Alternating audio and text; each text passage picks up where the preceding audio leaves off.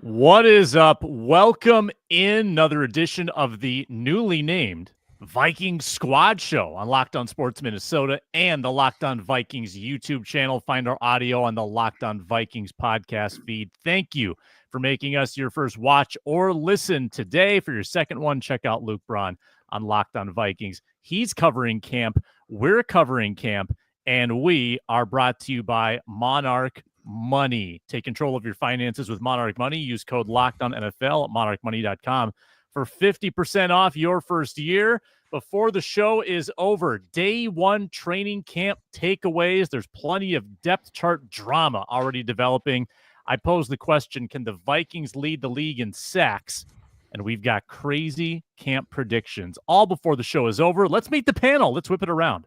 What's happening, Luke Inman at Luke_Spinman? I got a spicy, bold prediction about your tight end 3 today. Buckle up. Okay. Hey, this is Arif Hasan with wildest.football. Check out the website. Also, before the show, Sam said we'll whip it around clockwise, and I'm deeply uncomfortable. What's up? I'm Luke Braun. I do Locked On Vikings, and you, dear listener, are having a better day than Caleb Williams. Or Justin Fields, or any Jets fans. Welcome in again. I'm Sam Ekstrom. We're glad you're with us. Yeah, welfare check on all your Jets fans' friends. But like already, constantly, if we're being honest. Yeah, like weekly. Yeah, don't let them go a week without checking in on how they are. Already seeing reports of injuries around the league. Haven't seen that yet from the Minnesota Vikings. I'm going to give an early hat tip to Matthew Collar, who did a great job, I thought, recapping yesterday's proceedings in what was an indoor day one practice. No public there, just the reporters. Rain limited, I would say. They can't do all the same stuff indoors where they got one field compared to the outdoors where they have like 10. Actually 4, but feels like 10. Really good job by Matthew, though, summing it all up. I'll let you guys take the first crack, though. What came out of yesterday, or really the last couple days? We had the Quasi and KOC press conferences 2 days ago as well. What are you hearing? What are you seeing, Luke Inman? Well, the Josh Metellus thing seems to be a somewhat topic. Quasi just kind of commenting that the generic GM quote that, hey, we're in constant contact. Just to see Metellus show up, though, I don't know how much work he plans on doing day in and day out, just individuals, 7-on-7s, 11s, whatnot. But just to know those conversations are ongoing makes you feel good that like we've talked about on the show episode after episode, that probably something is going to be done with Josh Metellus before we get to week 1. No Will Fries, no Christian Darrisaw. They've been cleared. No Pup, which is good, but still seeing Blake Brandel at right guard, School at left tackle. They seem to be kind of committed to that for now, right? The early ongoings, I guess, during these first few days until they want to ramp Darrisaw and Will Fries back up. And then just seeing JJ out there, knowing the system. I don't know, again, through one practice, how much we can really glean on as far as like the highlights and the throws and the accuracy, things like that. Need a little bit bigger body of work to kind of digest that, but just knowing the offense didn't seem overwhelmed or too mechanical, I guess, when he got up to the line of scrimmage. And for the most part, those are the big 3 things that I kind of took away from not just press conferences, but some news and notes from our guys like Alec Lewis and like you said, Matthew Collar as well. Yeah, more good than bad from McCarthy yesterday, it sounds like. On the Metellus thing, pretty interesting. Not only a full participant yesterday, but playing the Bynum spot, not playing the Rover spot. We expected maybe some Theo Jackson there. He was in a more traditional safety role. Let me ask you guys this. We've talked ad nauseum. What is Metellus worth, right? Like, what is his position? And I think this is a really complex contract talk. So I looked. Who do you think is the 10th highest paid safety in the NFL? Or more importantly, what do they make? How much does there's like no way I was going to guess You're not going to name. You actually might. It's a familiar name. Cam Bynum. Cam Bynum is correct. And he makes $15 million per year on average. Like, I mean, if you're Metellus... Game time! Time game. If you're Metellus's camp, obviously you're angling to be a top 10 paid safety in the league. I mean, he's played almost all the snaps the last 2 years. He does something that no one really else does. And Bynum was his teammate. Like, they both brought a ton of value to this defense. Of course, he's going to lobby for that. And that's a big price tag. Like, I understand why this contract talk would take a while if that's indeed the ballpark that he's playing in as a $15 million per year guy, which I think is justifiable. So I get it. Well, I get why this is drawing on. Yeah, to add on to the point about how complex it is, the value that Josh Metellus provides to the Vikings organization is likely to be, we can't know for sure, but it is likely to be much higher than the value he'd provide to any other team that would sign him in free agency, which really complicates the talks, right? It goes from, if a player has a lot of value to organization, typically they have a lot of leverage, right? Here, the Vikings force Josh Metellus to wait a year, which certainly he's not acting like they're forcing him to do anything. He's a pretty enthusiastic participant, which we can get into. But, the Vikings force him to play a year without renewing his contract. He hits free agency at the same time Brian Flores' contract goes up. Not that that actually matters because, he's either a head coach or he stays with the Vikings as the two outcomes. But, Brian Flores goes somewhere, he could go there. But if Brian Flores doesn't go anywhere, Metellus probably doesn't have that much of an enormous open market value, and so he's relying on the potential he could show this year for next year's free agency to develop the leverage for contract negotiations right now. And that's just a tough place to be because player value just simply isn't uniform across the league, but especially for somebody like Josh Metellus. And so, we could talk about how do you index his value against other positions, and that's an important conversation. But another conversation is I don't know that he'll find the value elsewhere that he would with the Vikings. This goes back, actually, I just mentioned this last episode. Frankie Louvu was a harder contract to get signed than Blake Cashman, even though Louvu, up until their free agencies, Louvu had a better career doing the things that was asked of him. He was a much narrower scope player. Cashman was a broader player who could do a wider variety of things. Now it turns out Cashman outstanding, but I think at the time that wasn't really the read on him, and so it's going to be tough to find a place for Josh Metellus, and that I think will depress his overall contract value, which sucks, I think, for him. Yeah. How do you feel about Kyle Duggar as an allegory to Josh Metellus? Because the contract that Kyle Duggar signed, he just signed last year, he signed a 4-year deal worth $14.5 million a year. Which feels like a reasonable range, but that's also right where Cam Bynum is. If you wanted something a little less, like maybe the Amani Hooker deal from a few years ago would be a nice allegory adjusted for cap inflation.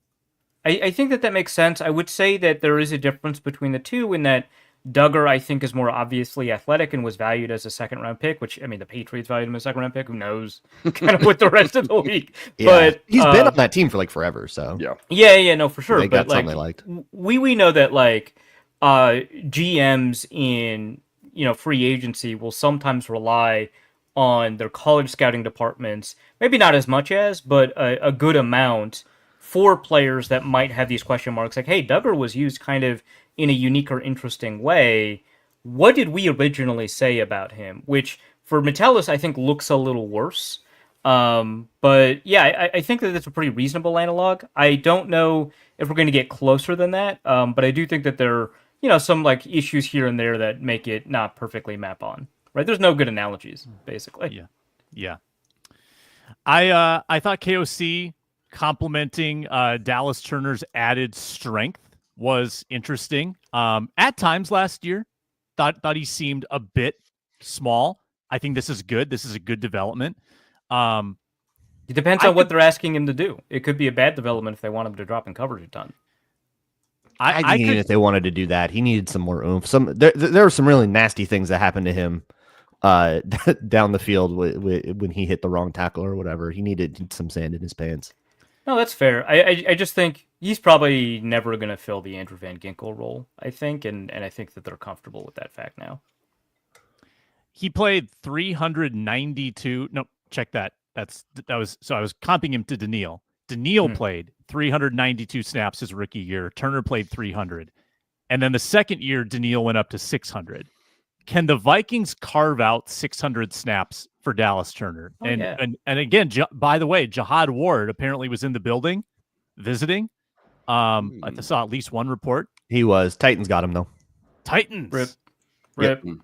I think we gotta hit the sounder on that. No job. Really? Darn there. All right. So okay, so that opens the door. So can the Vikings find 600 snaps for Dallas Turner, considering that Jihad Ward had almost 500 last year? It seems like a pretty simple equation. You just give an extra couple hundred to Turner that you gave to Jihad Ward. Boom, you got 600 snaps, and you've got, I think, also like role. Pat Jones, right? So. And Pat Jones. So there's those. Also, Brian Flores has talked about this and how there's like a specific package that with all three on the field that he's like excited about using. That might be like a thing. Yeah, I have no concerns about where's the work going to come from. That's not an issue for me. Yeah, like who are you taking off the field? Like it's second and 12, any D tackle, it's fine. Like, yeah. Back to Metellus quickly. Inman, you got any concerns about if he's moving to a traditional safety role? Like, does that kind of rob him of his secret, like his superpower, being the rover, being the versatile guy? I think at this point, so early in the process, July 24th right now, one practice in, I feel like they're just going through the motions just to get these guys reps. Obviously, they're still kind of playing it by ear a little bit. I'm sure they have a plan A and plan B as far as how they want to replace Cam Bynum. They know Metellus can play that free safety role, that center fielder, but I think they're just getting the feet wet to a degree. They're kind of getting some reps in. I don't think, and as we've seen, we've all covered training camp for years and years, how it looks at the beginning the first week to where you get after preseason game 1, 2, and 3, oftentimes will look a variety of ways differently. And I don't think at the end of the day, you're going to see them pigeonhole a guy like Josh Metellus, just a free safety. I think Theo Jackson's going to come in, end up playing a lot more of that role as well. And like Brian Flores has done since he's got here, he's going to maximize each player's unique skill set. And there's nobody better or no better example, I guess, than what he's done with Josh Metellus. Will he play more free safety this year? Probably. But I don't think that's going to diminish his return as far as all the other great things he can do and the versatility that he offers. I don't think he's like locked to the back end. You can do whatever you want. Like imagine if you wanted, you could have had Cam Bynum in the run fit all those times. They just kind of liked him from the alley, and so that was what he did in the run fit. But I think you have the flexibility to do kind of whatever you want here. It doesn't matter if you're putting him in the quote unquote Cam Bynum role. You can still roll him down into the box all you want. Yeah, I don't want to call it like an open competition. Who's going to play our free safety? I just think Flores is going to have to get a little bit more creative than your traditional just 2-3 safety looks that he's done in the past. And I think they're just in the early stages right now. Traditional Brian Flores. Yeah, right. In 10 years, that's what we'll be saying. Give it a decade. In 10 years. The old Brian Flores, the league is blueprint running Flores defense. Yeah. They teach them in classrooms, actually. No, I think that what's probably going to happen is they're just going to try all kinds of stuff at safety, at those 2 safety roles, and just kind of see what works, what doesn't, and start modifying the rules. I think that's what spring was for. I think that's what training camp is going to help them do. I don't know that you'll have Josh Metellus play last year's Josh Metellus role and Theo Jackson play last year's Cam Bynum role, or in the other scenario, have Josh Metellus play the Cam Bynum role from last year and have Theo Jackson play the Josh. I don't think that's going to happen. I think that they're going to mix and match these responsibilities. The defense is going to look different from the back end than it did last year, and I think that they're going to continue to modify and update what that's going to look like in kind of their nickel, which is their base, right, and their dime packages on top of that. So I'm not too concerned because I think that going from Cam Bynum to, in theory, Theo Jackson is, I would argue on paper, a likely downgrade. Not necessarily. Theo Jackson could be better, right? But likely a downgrade. But I am not that concerned about it because I just think that we're going to continue to see the defense evolve and change in the way that it did from, 23 to 24, it changed, right? From 24 to 25, it's going to change. We might see more man coverage. We might see more, 2 high safety looks pre-snap. We might, who knows, right? But I think that will be tailored. And we say this about all coaches all the time, but I think it's genuinely true for Brian Flores. It'll be tailored to what those players have the capability of achieving. Here's the game. The game is meh or whoa. I'm going to give you about 5 All right. depth chart Do you have a graphic nuggets. for that one? Sam, we already graphic. have hot or not. Like, why can't we just? That's already a name. The game is meh or whoa. I'm going to give Just say it you again. Just say it again. about 5 depth chart nuggets. You have to react in that way. Okay. Meh Okay. or whoa. Ty Felton, Lucky Jackson, and Rondale Moore were the wide receiver 2s yesterday. This is all via Matthew Collar, by the way. Luke Braun, meh or whoa? Meh. That sounds like precisely what I would have expected.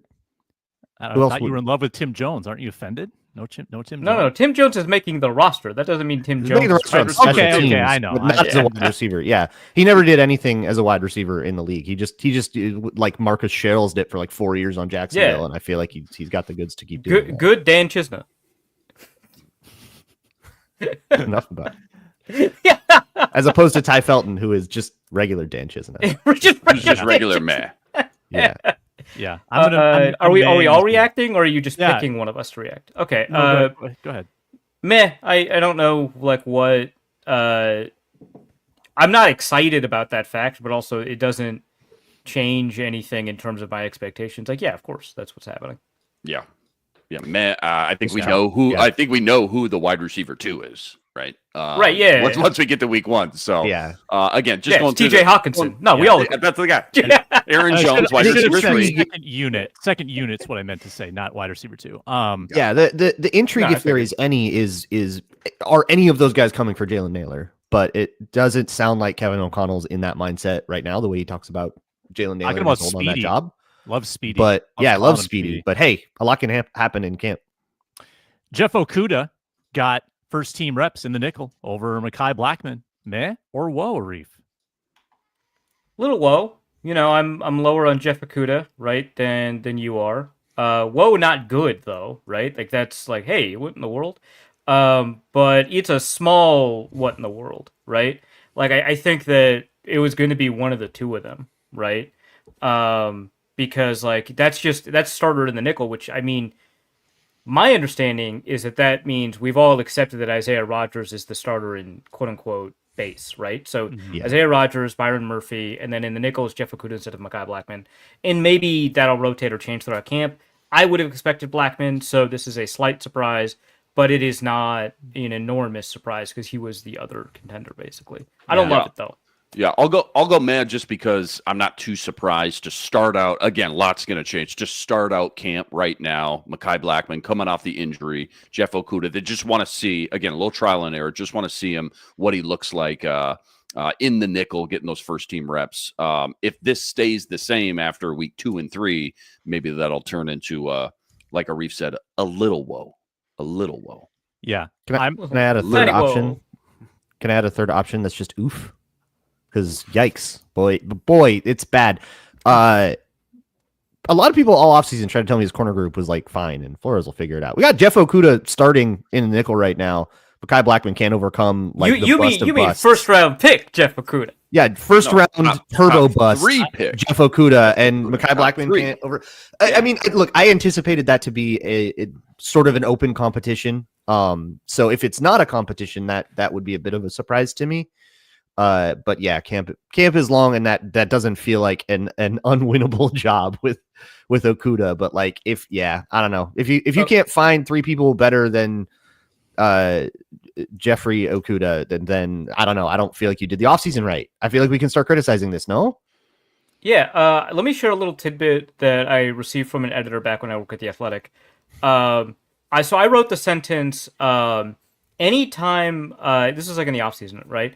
Anytime a team signs somebody who's described as a former first-round pick, you know you're in trouble. And my editor got back to me and was like, our Classic style Forrester. guide, right? And our style guide said, hey, we don't actually use the phrase former first-round pick because they're always a first-round pick. They're not a former because you're only otherwise you'd be a first-round pick just in that moment, right? And so there's no former first-round pick. And I was like, hey, you got to leave it in like that because otherwise the sentence doesn't work. Like, please, you have to understand. Was your editor Grok? What is going on here? No, it was Is our it a style human? guide. It was our style guide. He was okay, like, hey, yeah. yeah. No, it's like That happens in the editing process. No, I know, and I won the argument. So like, it wasn't an AI, but yeah, it's Classic just New York Times, too deferential to old status quos. yeah. I mean, many such examples. Let's fly through a couple more of these. Then we got Ron Johnson coming up after the. Like I'm zipping through that. After the break, I forgot what we were talking about. Levi Drake Rodriguez and Jalen Redmond got some work. Second team defensive tackles, LDR and Redmond. Meh or whoa in it? Sorry, I'm reading a JJ McCarthy article. They were in their own little world. I zoned out. Man, whoa. Oh, we started talking about little whoa. And we lost Luke. Yeah. Just pick one. He's like editing. I'm done. Yeah. LDR and Redmond, second team DT. Yeah, man. Again, we talked about it last episode. There is a bevy of options there at defensive tackle. They're going to rotate a lot of those guys. We know Jonathan Allen, Hargraves, and Phillips are going to be at the top of that rotation. I am interested to see, though, once we get 2-3 weeks into this process, kind of how that second team starts shaping out a little bit and who kind of rises to the top. I think Redmond will be up there, but again, anybody's guess right now, because like we see with a lot of young guys too, from year 1 to year 2, you do see a lot of improvements. So maybe LDR still has a chance. Yeah. Does that mean that like Taki Taimani was with the threes and in essence below those two? Because that is a little bit of a woe to me. That's different than last year. Yeah, what's the? I would need to see the full depth. Sam, I don't have the give me the full depth chart, Sam. What's going on? Give me the snap count. I don't have it. Give me the snap. Yeah, like right now, chalk like pole position is that Taki Taimani, like he was the starter, or he was the fourth D tackle last year.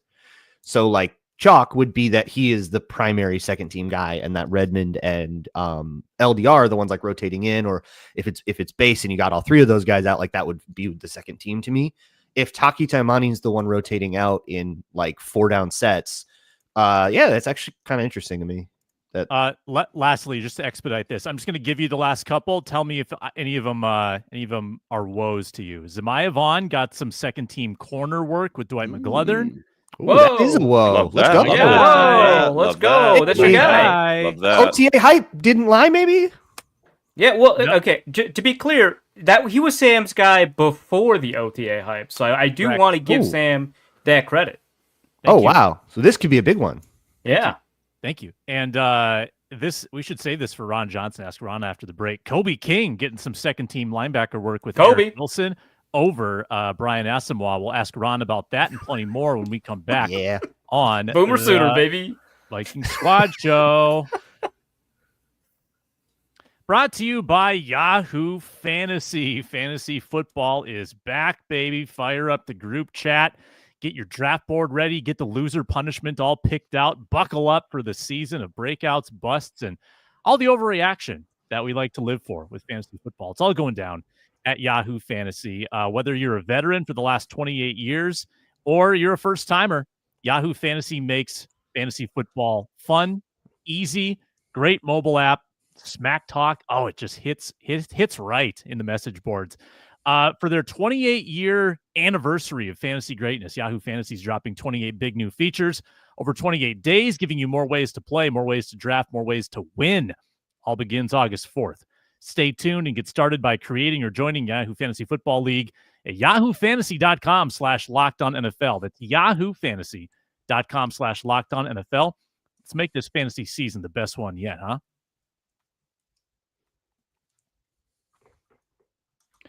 We welcome in Ron Johnson of the Ron Johnson Show. He's had an unbelievable guest lineup lately. We had Dante Culpepper, we had Max Brosmer, we had Drake Lindsay, the Gophers starting quarterback. I think the quarterback is the theme, Ron. You've had all the big QBs. You just got to get McCarthy to complete the bingo card. But we welcome you in as we do every Thursday. I wanted to get your take on one of the depth chart nuggets from yesterday. Your guy, our guy, Kobe King, getting some second team reps with Eric Wilson yesterday. What do you think? Yeah, I think I said it on the show when I was talking about he was going to be in front of Brian Asamoah, or Asamoah, however you say it. But I knew that was going to be the case. I just didn't know how soon it would happen. But, I mean, obviously it's happened right away. But I think on the show yesterday, we talked about me, you, and Julia. I said that, Asamoah is in dangerous territory right now because if he's not linebacker 3 and looking at my depth chart, if he's not linebacker 3, Austin Keys, if he's a better special teams guy and he's cheaper, he has a chance to be on there for special teams over Nasamwa. Nasamwa can run. We know that he's fast. He covers sideline to sideline. Cato June, linebacker coach for the Colts, said they really liked him because we had Cato on last year. We asked him about Asamoah, and he was like, yeah, he was on our board. But clearly he doesn't fit the Brian Flores system. So the thing about a guy like Brian Asamoah, even if he does get released and they do run with an Austin Keys on special teams, he'll end up with another team. So, he has the speed, he has the athleticism, but he probably just doesn't fit what Brian Flores is looking at for like an inside linebacker. He wants a Blake Cashman, Kobe King build, and Asamoah doesn't have that.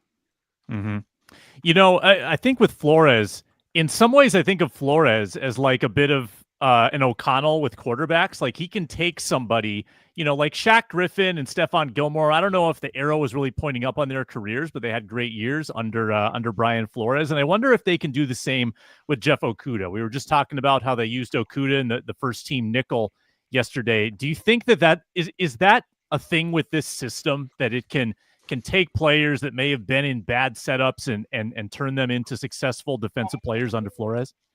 If they're smart enough. I mean, that's the thing. Like Okudah, that was the knock on him in Detroit. Again, I'm from Detroit, so all my friends, Facebook pages are Detroit Lions, like slander or cheers, either or.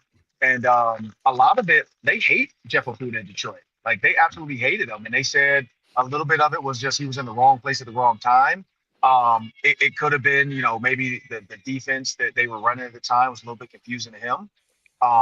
But yeah, I don't know. I mean, Theo Jackson told us on the show, like it's a tough defense. He's like, when you look at that playbook, you're like, what the heck is this, and why am I lining up here? So he's also an Ohio State alum. Maybe that's one reason they hated him. That's a great reason to hate him. That's a great reason to hate him. But you know what, Van Ginkel, though, I can't hate Van Ginkel. Even though he's a Badger, I can't hate him. When you look at that though, it's how smart is Jeff Okudah? We don't know. I mean, Badger defensive backs, Ohio State defensive backs tend to be good. They tend to be good. They tend to be pretty smart. They tend to have a NFL caliber brain set. But again, there are some dum-dums out there, so I don't know if he's one of those guys that they would be like, man, this guy just doesn't know what he's supposed to do in cover 2, drop or cover 2 man or whatever. Like those are the things that Flores is going to look, I think, between Isaiah Rodgers, Jeff Okudah, Ambry Thomas, I think they're all going to get a healthy dose. And whichever one fits his system better, that's the good thing for all three of them. None of them have been there before. So I think they got fresh eyes on all three of them. And all three of them have a chance to kind of prove they deserve to be here. As of right now, it looks like it's Isaiah Rodgers and Jeff Okudah in the nickel. I wouldn't be surprised to see Byron Murphy when the Blackman is back. Like I wouldn't be surprised to see Byron Murphy maybe get the slot a little bit more as well. So I think that's the key too, is how quick can Mekhi Blackman come back. Hey Ron, we just ranked the 91-man roster. We also picked our Mr. Mankato prospects as well. I know you're high on Kobe King. Give me a couple more though. Give me a couple more guys, UDFA rookies, veterans, even maybe one offense, one defense, whatever. Just a guy or two. Oh boy. Just a guy or two though, compared to like the public perception. You think maybe the public's sleeping on just a little bit. So after talking to a couple college coaches, like Tyron Ingram Dawkins is kind of a unique body set for me. Like he hasn't really proven or done a lot in college, but also he's one of those guys that the ceiling is, as PJ Fleck just said, I don't know if you guys saw the presser, the Big Ten presser, but there's no cap on the jar for a guy like Tyron Ingram Dawkins. Don't put a cap on the jar for him because it's infinite. Like you don't know what you can get out of this kid. This could be another kid where we look up later and we're like, man, this defense continues to just grow guys and find guys and make them, just kind of like Levi Drake Rodriguez last year, Taki Taimani. Those are two names where we're like, who are they? And then all of a sudden they're on the roster. So I think Tyron Ingram Dawkins for me is one. Another one for me, of course, Ambry Thomas, that's going to be my one that I'm going to keep, screaming to the rooftops. Like every time he makes a play, I'm going to try to post it. Every time he does something, I make sure I'm telling the coaches, like, man, he's athletic as heck. But he is athletic as heck. Run that propaganda. Walking by coaches, dropping fake notes like Ambry Thomas, no matter what. Like, did you see that press? Did you see that press right there on Stephon Diggs? He shut Stephon Diggs down. Yeah.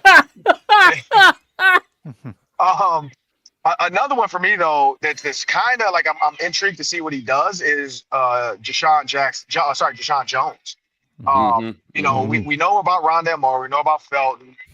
Tim Jones behind Naylor right now. I don't know if it's Tim Jones' job behind Naylor. You know, if they do happen to go with 6, you know, between Thayer Thomas, Deshaun Jackson, or Deshaun Jones, I think it's more open than we assume. You know, I think any of those guys can step in. I mean, and I'm not going to count out, you know, Silas Bolden as well. But I'd say from the receiver standpoint, those would be the guys that I'm kind of like, you know, I'm not sold on Tim Jones. Deshaun Jones could go in there. I mean, it might be a Jones on one of the jerseys, but who knows which one. Yeah, those are good ones. Yeah, Luke liked Silas Bolden so much he ranked him twice. That was a nightmare. That's true. I did do that. He's a fast kid, right? Yeah, he's pretty fast. Small. Yeah, fast, but like literally very built small. like Ben Solak. Yeah, right. Yeah. Like like pound for pound, it's Yeah. But again, I wanted to ask when you're about. looking for a receiver 6, and you're thinking about like getting down for special teams, it could be speed that wins it. You know, what was the receiver from Penn State? The tall white kid that was the gun. Dan Chisna. And Chisna. Dan Chisna. Yeah. He didn't do Indoor anything track besides, champion Dan Chisna. Yeah. He did nothing but run down and make punt returners fair catch it. I mean, sometimes we overlook small skills like that because, again, there's only going to be about 44 guys. Unfortunately, when they didn't fair catch it, he couldn't make the tackle, which I think is why he's no longer on the team. but no, he is. was extremely fast. Yeah, there must always be a Dan Chisna. Yeah, always forever. Najee Thompson is gone. It's Ty Felton. But I wanted to ask a little bit about the Josh Metellus situation. Now, obviously, he's participating. He, said all the things that you kind of like. He's like, I'm a captain. I have to be here. Fantastic. But he's still in a contract negotiation. And my question is how you could construct that contract. This is the question we had. How do you construct that contract given that there's just very few teams that would use him in a similar way or even know how to use somebody like that, and which makes his market really difficult to predict? How do you construct that kind of contract? Yeah, that's what lawyers are for. I don't know if you guys saw the Jalen Hurts interview with his agent just did, the young lady, and she talked about how he told her, don't talk to me until the deal's done. I don't want to be involved. I don't want the coaches and me to be mad at each other when stuff doesn't go my way. I don't want to have that Lamar Jackson taste in my mouth where it's like, really, you're going to offer me this? No, I'm good. All right. Come okay. And so his agent, she went out. I think it's Lynn is her last name. She went out. She told her, she came back and said, you're the highest paid player in the league. And he was like, whoa, I didn't tell you to do all that. She was like, that doesn't hurt the team, does it? And so what she did, though, was, and I don't know the whole ins and outs, but she was explaining like how she was able to find money in various years to say, like, if this is your long-term quarterback, so if Josh Metellus is your long-term solution, you can find guarantees in various years that it doesn't hurt the team and it still keeps them happy. So I would look at the percentage of plays where he lined up, and I would say, okay, you played 40% at linebacker, you did this many snaps at safety, you did this many snaps at DN. I would take all those contracts and say, well, you're at least a top 10 guy at safety or top 15. Sam brought up, Cam Bynum's yearly amount. I don't think he can get that. Like if they got rid of Cam Bynum, I don't think they're going to give him what Cam Bynum got. So you got to find like a $10 to $12 million number and then make it make sense for him long-term. And I think that's going to be the key because they know Harrison Smith's only got one more year, maybe after this, maybe done after this year. So they kind of got to think that through too. So you're saying fire Drew Rosenhaus, hire Nicole Lynn. I'm saying Drew Rosenhaus is a smart guy. I'm pretty sure. So Debo Samuels, remember Debo had the same issue where Debo was saying, they were like, I'm a running back and I'm a receiver, so I want to be paid like Christian McCaffrey. Like he was coming up with all kinds of stuff. And then the rare receiver who's like, pay me like a running back. At that time, no, it makes sense. Attention. Yeah, Derrick Henry, Christian McCaffrey, those guys were getting paid that year. So he's like, hey man, I want Christian McCaffrey's money. Like forget AJ Brown. Give me Christian McCaffrey. So when you think about that, I think that's the key is like, what does it look like for a guy like him? It's finding the positions. Well, so like you can't really use Grenard, but you can use some of the middle line or the inside or outside linebacker contracts and say, hey, this guy's making $9 million a year. He's a top 7 linebacker. This guy's making 15. He's a top 10 safety. Okay, let's find a number in the middle that works. Call it 10 to 12, and then let's maybe spread it out. Let's give you a guarantee. I don't know, 40.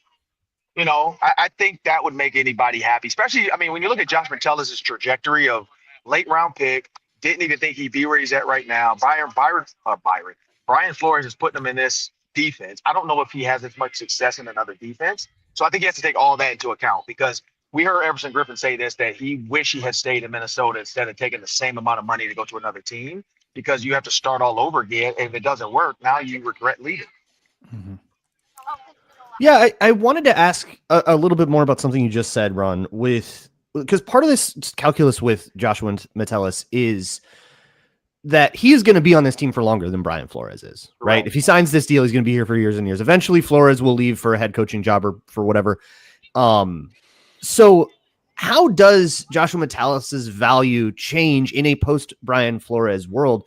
And I think the grander question is, what are the Vikings going to try to do? Are they going to try to get someone else to run this scheme and hope they can find someone just as psycho? Or is it, okay, that was a fun thing, but it was a one-off, and we're not going to try to replicate the magic, and we're going to find somebody else and let them do their thing? And in those cases, how much does Metellus's value change? Yeah, strong safety. So he would just be a true strong safety. And then you got to go look at trying to think, Brian Dawkins types. Like, I don't even know who the strong safeties are in the NFL, because everybody kind of plays just safety now. Like, nobody really calls themselves. Yeah, everybody rolls like Ripley's rolls. Everybody rolls up, everybody rolls back. It's kind of like universal safeties now. College does it too. Like Coy Parrish could be in the box. Coy Parrish can be a deep safety. It's more just safety now. So when you think about strong safety, though, quote unquote, you got to look at the other strong safeties around you. And I think that's where his value is. It's like, and then who's the D coordinator? You know, do they go out and get the DB coach from the Lions? You know, like, do they go out and get the DB coach from the Jets who followed Aaron Glenn? You know, like all that kind of stuff. Like, what is your defense going to look like? Or are you preparing for Brian Flores to leave and hope that he doesn't take anybody with him? And then you just promote one of the guys that's already there as your defensive coordinator, and they can, you know, hopefully maybe they've learned enough, and they can run Brian Flores' system. Yeah, I've always thought Durante Jones would be the logical next man up to replace Flores. I've always thought that made sense. It's kind of like the Ben Johnson question in Detroit. Like, can Detroit do the same trickery without Ben Johnson? And that comes down to play calling acumen. Can you be in Brian Flores' mind with regard to drawing and scheming these things up? Ron, we'll let you get to the softball. We appreciate it, man. Hope everybody checks out the Drake Lindsay interview on your show, and we'll talk to you on the Ron Johnson Show next week. Appreciate it. You guys have a good one, and this should be a interesting training camp, because again, I'm trying to get past this first game. I'm looking forward to the Patriots week. Like, I think everybody's counting down to that. That's going to be whether it's going to be fiery fights at DB. But that's the one week I love, because you get sick of hitting your own teammates and you finally get to hit somebody else for a week straight. And so, yeah, that's when how many fights are going to happen. Yeah, can't wait to see Stephon Diggs get scrappy at TCO again. Yeah, that's going to be good. Without Xavier Rhodes, I don't know if Stephon cares anymore. Let's bring back Xavier. Get no, just for we just need Andrew Booth. We don't need Xavier. We need Andrew Booth. Andrew Booth will get a fight. Right. Yeah, no, he'll pick a fight. Yeah, for sure. Yeah. He's not on a roster probably, right? Ambry Thomas is a Detroit kid, so he definitely is he's willing to get in somebody's chest and throat. So that'll be interesting to see how that happens. Can't wait. Good stuff. We'll talk to you soon, Ron. All right, sounds good. We'll see you. When we return, wild camp predictions, and can the Vikings lead the league in sacks? Monarch Money brings us today's show. You ever wish it was easier to manage your money? It's hard. You got 4 different credit cards. You got the 4 different accounts, and you might have a partner who's got their own 4 different credit cards. There's a lot going on. Well, you can consolidate all of it in your personal command center called Monarch Money, which is so much more than a budgeting app. It tracks your accounts. It tracks your expenses. It puts them in the appropriate categories, so you see where the money's being spent. And that knowledge can help you build wealth, curb spending, whatever you want to do. Like I said, if you have a partner, someone that you live with, that you share finances with, you want to be able to have transparency with them. Monarch Money helps with that. It's all in one place at Monarch Money. So you can take control of your finances and use code LOCKEDONNFL at monarchmoney.com for 50% off your first year. That's monarchmoney.com. Code LOCKEDONNFL for half off. It's a great deal. Half off your first year. Start the clock. It's time to execute the 4-minute drill. Put on your tinfoil hats. I want bonkers, insane training camp predictions right now on the Vikings Squad Show. Let's go to Mr. Tinfoil Hat himself, Luke Braun, to kick it off. 4-minute drill. Yeah, I think the backup QB job is going to be pretty intriguing, and the way that those things are going to get decided, unless it's crazy chasms between players, it's going to be the preseason, right? And when you have a turnover-prone like Vibes backup, that guy can easily throw 3 picks in a game and lose the job. So my crazy, wild, bold prediction: Brett Rippon wins the QB2 job. Is that crazy? Didn't I predict it? I feel like it's been like pretty assumed that it's Sam Howell, and then the Gophers fans think it's Max Brosmer, but nobody's picking Rippon. Did you pick Rippon? Maybe. I forgot who I ranked where. I have that somewhere. Check your top 91. Report from Collar yesterday. A pick 6 thrown. I think it was Rippon threw it to Ivan Pace, and Howell threw it to Van Ginkel. Yeah. But might have gotten that back. Yeah, pick 6 off. The preseason is going to be rough, y'all, for that. Collar also seemingly made the point that Howell continued to struggle while Rippon only kind of struggled, which, take that for what it's worth, but it sounded like Rippon had a better day, which is a pretty low bar. I do think the preseason will decide this more than camp, because these like deeper roster things are like that's what the preseason is for, where like the joint practices are where you get guys ready and where you maybe decide who you're like. Yeah, I did. Okay, look at me go. But I did have Rippon ahead of Howell. Look at that. Oh wow. Yeah. I think Rippon straight up gets cut. So I even in the organization. So I just stole Luke Braun's bold take, and now he needs to come up with a new one. Okay, come back to me. I got infinite crazy. That's fine. Yeah, I don't have anything. I'm like, the Vikings will be tight end, like a 2 tight end, 2 receiver team. Like, I've got nothing. Blistering. Oh, that's just a scalding hot. So sounds like I mean, yours. I mean, Ben Urasek is tight end 3. How about that? That's fine. That's fine. I have that on my list for sure. Sure. Here's one. Rondell Moore. Still hurt. Rondell Moore, if he's truly healthy, if Rondell Moore is like 100% the guy we've seen in the NFL with that speed, acceleration, explosion, all that, and then also can he absorb the KOC offense kind of on the fly? But if he checks those boxes, not only is he just going to make the team, I think he'll be the wide receiver 4 at minimum. He could push Jalen Naylor for the wide receiver 3. Also be involved in the return game as well in some fashion. But if he's healthy, I think he wraps up that wide receiver 4 spot in camp sooner than later. Just elite yak skills. And everyone says that he's moving great. I love that take. For now. I might have gone a little from him in the highlight video where he runs. He definitely has the Mr. Krabs noise in your mind when he's running, but he looks fast. Is the clip at normal speed, or any of the clips in the highlight reel at normal speed? It is impossible to tell. Yeah, you got to look at the background guys. You got to look at the background people. Ramped. You got to look at the background people and see how they're moving. Camera couldn't keep up with them at full speed. They had to slow it down. This one slow might motion be cameras, 4,000 frames per second. Little too hot. See, we got the fire. Oh, look at that. Spicy. In the background. The Ooh. fire doesn't make many appearances anymore, so that it's good for nostalgia. I think LDR just is so dominant. So John Randall, you think he's defensive tackle 1? He's going to take Harrison Phillips' job. Well, when you have John Randall on the team, right? It's going to make Harrison Phillips so expendable that they trade him to San Francisco.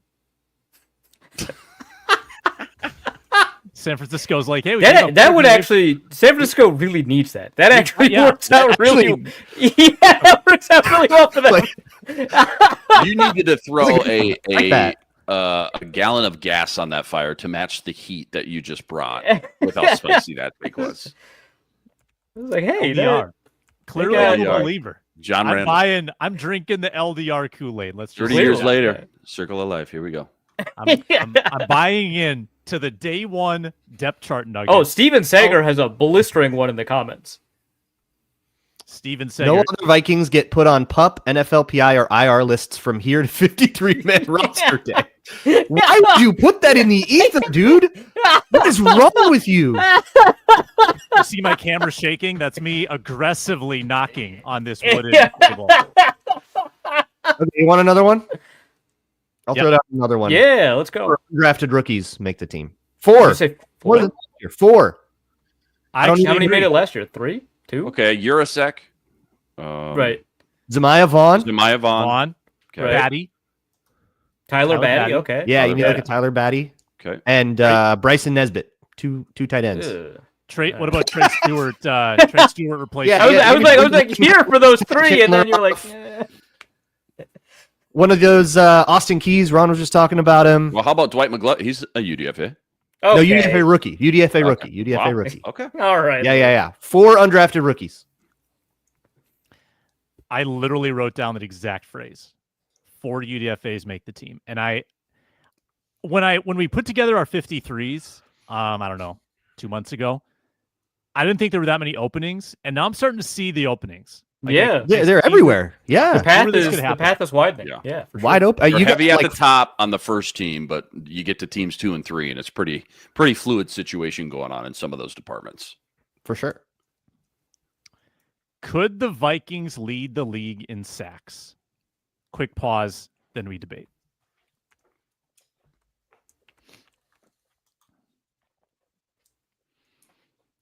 Also, Arif Hasan, do you have a consensus presentation for us before the show's done? Oh, is that today? Yeah, no, I'm I've the- got it done.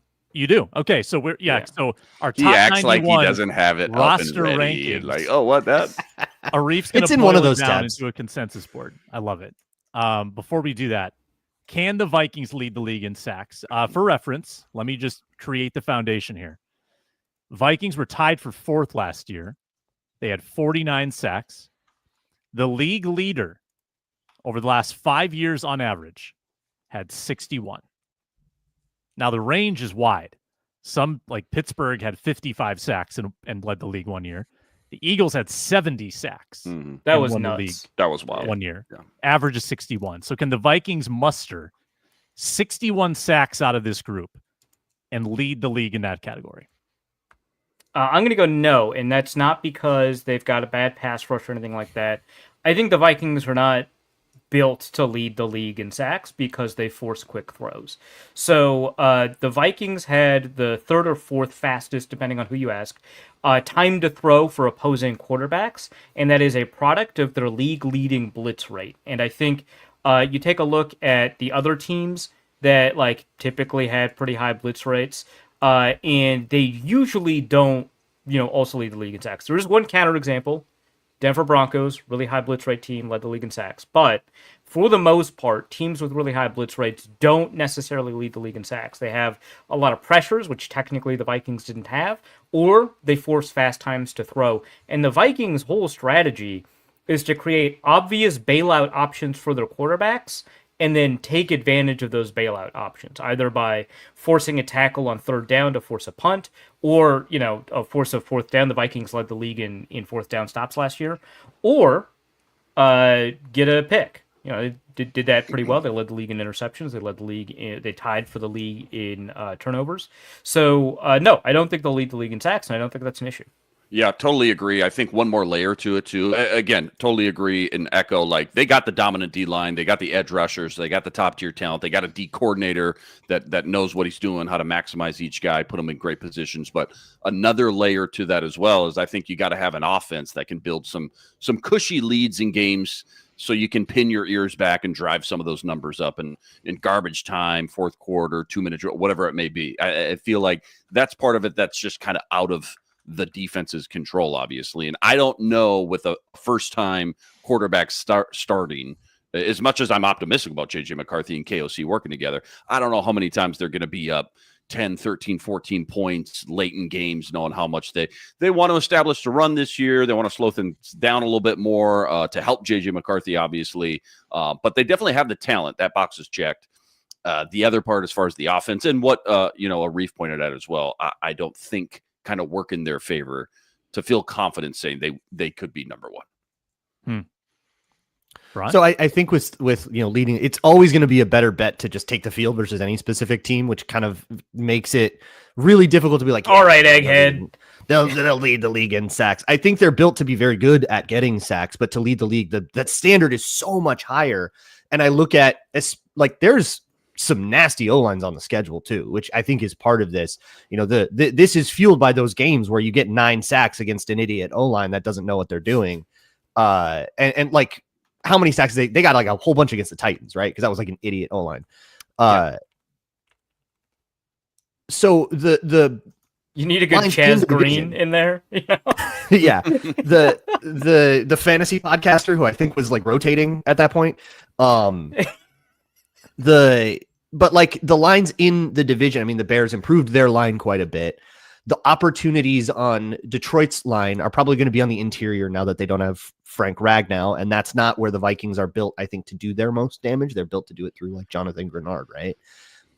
And you know, you also have teams like the Ravens and the Eagles on the schedule that are going to be really difficult to like rack up a bunch of sacks against.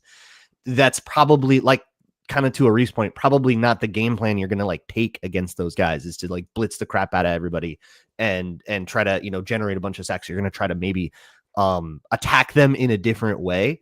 So yeah, I don't think that should necessarily be the focus. But that's also just a really, really, really tough ask in the first place. I think you can math formula this and figure out like where they're going to get 40. You can figure out 45 sacks. Like you can look at the career performance of Jonathan Grenard, assuming health. He's going to get you a dozen sacks. Now, does he have a career year, a Jared Allen kind of year? That's how you get pushed over the top, right? Like Van Ginkel. You can count on probably 10 from Van Ginkel. You can count on probably 10 just between Jonathan Allen and Javon Hargrave. If you look at their last 5-year averages, account for a little snap reduction, you're probably going to get 10 there. You're going to get you can you can figure out like 2 sacks from 8 different people too. Yeah. So I think the variables are, will you get an outlier career season from somebody that like outperforms the expectation by 5 or more sacks? Will you get big sack numbers from Dallas Turner or just modest? Because we don't really know his workload or his potential. And then are you going to get those schemed sacks from like the defensive backs, corner blitzes, safety blitzes, linebacker blitzes? Like that's a little bit more unpredictable, I would say. I think the floor is super high. Like, I feel like if they're leading as much as they were last year, there's going to be so many opportunities. I almost think that I almost think it's lofty to say they will lead as much as they did last year. Like, how many didn't they trail for like an absurdly like low number of minutes? First like 5 weeks. Yeah, first like 7 weeks. Sure. It was they trailed for like the first 3 minutes of week 1 when it was the first drive was like 3-0. DJ Ham fumble. On a per possession basis, they had the second highest average lead in the NFL, just behind the Detroit Lions, who did all right. Alex Carpenter made a good point. You could get double digits versus Darnold. The Seahawks, that's one of those idiot O-lines, I think. They have done some really weird stuff this offseason. They're relying on a lot of youth. Darnold is Darnold. Like that's one of those teams I feel like you could knock down a 9-sack game, which we just saw happen to Darnold last time he played. So that's not crazy to conceive of. But yeah, I think you need either like to get to that like 55-60 threshold that it feels like it's going to take. You probably need a career year from a couple people, because if you get like 16 sacks out of Jonathan Grenard, you're still like 10 short. But you get a half sack from Jamin Davis when you bring him back. Yeah, there you go. Excellently. That's like a random. You're going to get one random like Jalen Redmond thing. You're going to get a random, Theo Jackson sack off the edge or something like that. Like those are the weird ones that add up. It would quiet the but Jared verse crowd. Now, not all of them. Some of them will be like, imagine how many more sacks they would have had if they had drafted the correct edge rusher. But for the most part, a lot of people would probably shut up about Jared Verse, who Pro Football Network ranked as the 9th best player in the NFL. So huge mistake, Vikings. You didn't draft the 9th best player. And where's Kyle Hamilton? 9th best player in the NFL. Jesus Christ. Kyle Hamilton ranked okay there. I don't know. It was a crazy ranking. Weird. Yeah, Sauce Gardner ranked like Dallas 62nd. Turner's. Verse also Dallas wouldn't Turner's played 24 here, years old too. Like, can we wait? Can we add one more thought? No, to that that's line of thought? not how counterfactuals work. He would have produced exactly the same way and had exactly the same number of snaps. Don't think about it. Don't think about it. Yeah. Yeah. He also is not what Brian Flores was looking for in an edge at all. Like one-dimensional power guy. Like whatever. Arif, why don't you get nerdy on us here? We've got our top 91 roster rankings consensus board. We ranked all 91 Vikings over the last, I don't know, month or so. Finally finished. Arif Hasan now has the conclusions that we can draw from the power of the masses, the wisdom of the four on this show. What do you got for us? Yeah, so I don't think anyone's going to be super surprised by what the actual rankings are. So I'm not going to go over Justin Jefferson was first, Christian Darrisaw was second. That's a little bit boring to me. I do want to talk a little bit about 45 to 60 because that's around the 53 cutoff, right? So 45 McLaughlin, 46 Bo Richter, 47 Brent Can you share Rippon. your screen at all? Is that a thing? I don't think I have that. Well, I might have that capability. Yeah, you should. There's Live a plus podcasting. button down at the bottom. No, I see it. Podcasting. All right. Live podcasting. We're going to get real. Yeah. See, Real the thing techie is, here. you should have told me this in the show notes that I was doing this. I could have just prepared. It something a was little in the bit- show notes, It Arif. was. No, it in the wasn't. show I don't notes. think it was. I don't think it was. Arif's 91-man consensus board PowerPoint. Yeah. PowerPoint. I don't have a PowerPoint. I was promised a PowerPoint. Okay. I mean, I shared it. It's up to you now, Sam. Here we go. So I've got the disagreement scores. I didn't put in. Well, I can do that in a second. But I've got here. We can take a look at who we have. Let me Right. give a little zoom action on that too. Zoom action. Here we go. Nice. There we go. Cool. Now we're cooking. So, yeah. So are there any players, because we don't have time to go over all 91, are there any players that stand out to you? These disagreement scores, by the way, are indexed to how high they're ranked, right? So Yeah. the fact that Bernard, Jonathan Grenard being third or fifth was. yeah, it was a huge difference. Whereas at the bottom here, it didn't matter if you had Robert Lewis 20 ranks higher, right? So Let's just try to rip through the top 30. Who was that other real 100 quick. disagreement down there? Tim Jones. Jones. Oh, that's Yeah, I right. don't know. Yeah. Yeah. That was my fault. That was my fault. Eric With- Wilson. Right. all over the map. You got him getting unceremoniously cut with the fourth team, not even really playing in the preseason. Basically. Yeah. what I also have here, His first I can team just gunner. paste it in, is who this is is high on great. who, right? So Ooh. yeah. This was, I think, more interesting than the actual ranks themselves. Oh God, I'm a JJ McCarthy hater. Okay, why did it paste like that? Hold on. So it's showing right now who I am high on because I'm all in green. Yeah, it looks like it's sorted by Sam. Yeah, so it's sorted So by I- Sam right All now. right. So I love Tavier Thomas. I love Rondale Moore. I Mhm. apparently like JJ McCarthy more than you guys. Theo, Yeah. Galen. And then at the bottom here, Sam, you're low on Blake Cashman, you monster. Terrible. You're low on Christian Wow. Darrisaw because you ranked him third instead of second. Egregious. You're low on Tim Jones, right? And you're low Oh on my God, you're guy, lucky Ben CJ Yurcik. Ham. Yeah. You evil creature. Yeah, it's bad, Sam. It's not looking good for you. So can I we am look low at on like Jonathan Grenard. the top 5 guys that we were not on Disagreed the on? same page, and then the top 5 guys that we all agreed on, pretty consensus wise. sure. We can do we're on that the same here. page. Outside of the JJ and Darrisaw, I mean. Yeah, I want to see I who feel- everybody else was high on too. I feel like I'm watching Da Vinci with his easel. Right Watching now. Mr. He's- Robot. Da Vinci like just watching Matt Damon work the whiteboard in Goodwill Hunting. yeah. For the listeners, you got to Not fair, see 'cause what, Matt you got to Damon see wrote what's the movie. happening right now on Excel. So, It's here we go. it's unbelievable. This Google is sheet. by net disagreement, right? Andrew DePaula, which, by the way, I did check in on the PFF special teams guy. And he said that DePaula ranked first in field goal XP long snaps in terms of accuracy and third in punt accuracy, or vice versa. One of the two. So he is an elite long snapper, according to people who actually watch long snappers instead of just make picks for the Pro Bowl and All Pro. So good job, Luke, on nailing that. Anyway, I have to we've imagine got- a lot of people consult that guy too about their. I would Pay imagine. attention to this. That's fair. Yeah. So we've got, as we talked about, Jonathan Grenard, Tim Jones, Brett Rippon is an 83.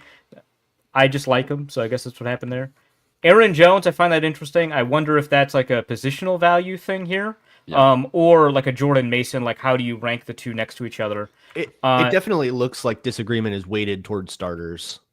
Yeah, well, yeah, because the spread it's, on Jones. I mean, I'm trying to figure out in real time here, but the spread we had on Jones, we had a 9, we had a 15, we had an 11, and we had a 13. So it was a 6-spot spread. It wasn't that drastic. Which, like, that high on the thing, like, matters a lot. Weighted a little bit more. Like, the difference between the 9th overall pick and the 15th overall pick is a lot.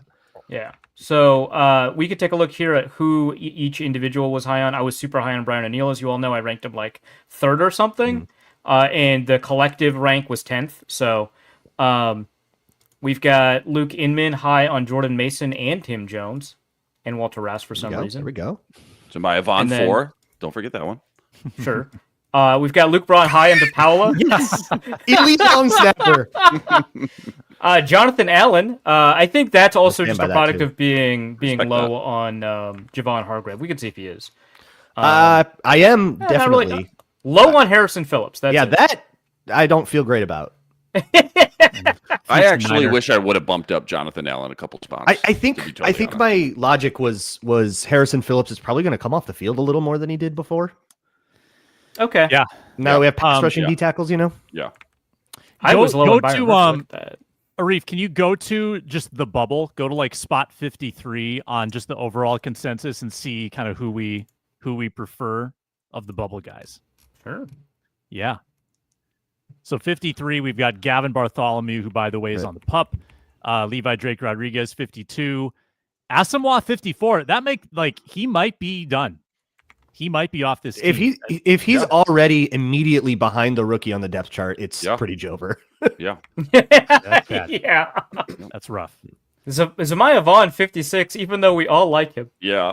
What happened? That is liking him. Putting an undrafted rookie that close to the roster bubble is like that's actually a good point. Praise. Yeah. Also, I say we all like him. He had a 45-point disagreement score, so clearly I got him in my top 4 compared to you guys, so well, let's take a look at he's not picking up the slack here. Inman believes. Yeah. So Inman believed in him the most, right? And then Ekstrom, and then Braun was the unbeliever. I'm the hater. Well, yeah. I don't that probably means you had him at like 61 though, or something, right? Yeah, where did I have him? You find that out. Okay. I did this. It's not like I don't have access to that right now.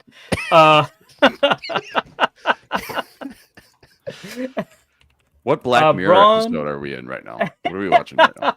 And how long did this take you to create? Like 10 minutes. At 4 a.m. though. Right. Well, yeah, obviously. That doesn't matter. Braun, you had him 63rd overall.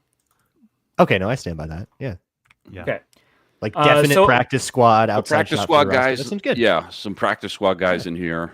We got Derek Thomas just missing. After what we heard from Collar, though, I'd definitely move him up if it sounds like he's got that much better of a chance to make the team. I think given just the first reports that we had, we'd move him up. Ben Urasek just misses. Logan Brown just misses. So that's kind of the range that we're in.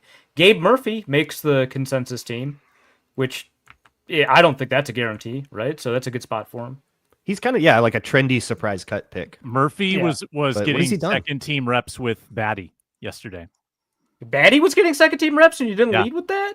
Let's go! That's more of a woe than all the other woes. Yeah, what in the world are you doing? Jeff Okuda starting. We know. Batty. We had a little time pressure with Ron. I've got a couple more items in the notebook. Let me I'm going to pull this down. Very good, Arif. Thank you. That was exactly what this show needed, and we only lost about 20% of the viewers. So thank you. Great. Fantastic. Our projections had us at losing 24.5%, so we actually don't worry about it. Yeah, just in the last couple moments. Yeah, we had Batty and Murphy, outside linebacker, second team, over Bo Richter. A little bit of a woe. Bo Richter. And we had there's another one too. Nope, I lost it. Oh, we also had KOC dissing Ty Chandler's pass protection. He was like, Jordan Mason is already far along in our pass protection scheme.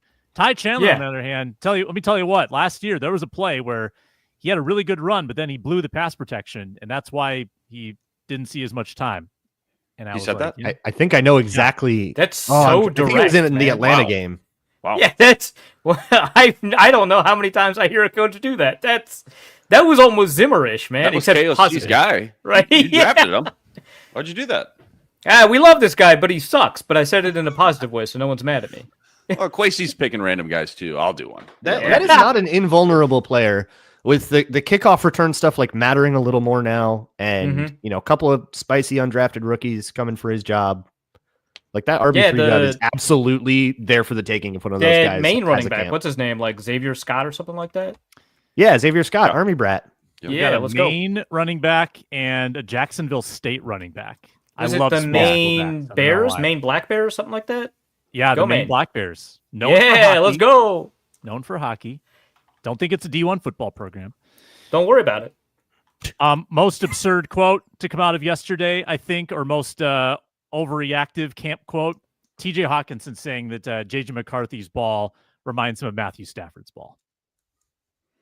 Everyone's just talking about quarterbacks they played with before. And we got a Josh Allen. Yeah, he's like Matthew Stafford. It's like, how many quarterbacks has Hawkinson? Well, I guess he's played with a lot, right? Because Joshua Dobbs and Jaron Hall. Right. Yeah. He actually put up some of his best numbers with Dobbs, by the way. Yeah, the best game of his career came with Josh Dobbs. But I think he knows he can't say, "Hey, JJ McCarthy's ball reminds me of Joshua Dobbs' ball, but positive." Right? Like, there's no way he could say that, so he has to go like. Well, Stafford had an arm, so I'm going to go with him.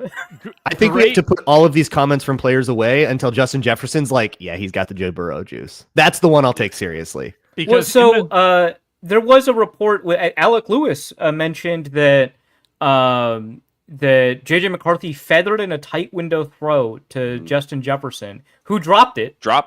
Whoa! And then Jefferson did some push-ups, yeah, of course. But, I mean... Look, I choose to interpret that to mean the time Randy Moss was like, wow, Colin Kaepernick throws harder than anyone I've ever played with, which included, quite a few pretty good players. Jeff George? Okay. Come on. I'll reach there with you. Yeah, we can reach that together on that together. Yeah. So I'm going to choose, the Matt Stafford comparisons work here. Threading a perfect pass only to see it dropped? What more Lions Matt Stafford could you get? I will admit this is a time where any positivity, just take it. Just be insane. Be an insane homer right now. July, August, that is the month. You get to do it. Okay? No consequences. Be insane. It's fine. Do you want to hear the funniest negative take though? I haven't seen it. No, I'm gonna do it anyway. I don't care. Okay. Is JJ McCarthy not throwing enough interceptions? Should we be worried that he's not throwing picks in camp? Super true. He should throw more interceptions. There we go. Yeah. Oh, he's got to throw picks. Yeah. He's got a Kyle Sloter it. One per practice. It's Aaron Rodgers it. Throw the picks. Gotta throw the picks. At least we don't have Drew Dalman sailing it over Caleb Williams' head, which happened today. Oh, no. Ben Johnson's lighting them up every day. Are souring. See, that's the funny kind of sad, right? I don't want to hear about the Justin Fields stuff. I want to hear about this. Yeah. Justin Fields avoided a fracture. It might be just okay. Yeah, not Achilles, just toe. Just toe. Yeah. But yeah, that was the worry was the Achilles, and that's not the case. So yeah, dude, I would love on no fracture. I would love for Justin Fields to end up at the end of the year second in quarterback rushing. That'd be so funny. Second to JJ. Second to clearly that's what I meant, Sam. Yeah. Okay. Lamar's probably like third. Way down. Lamar probably just had a stomach flu season. You know how it is.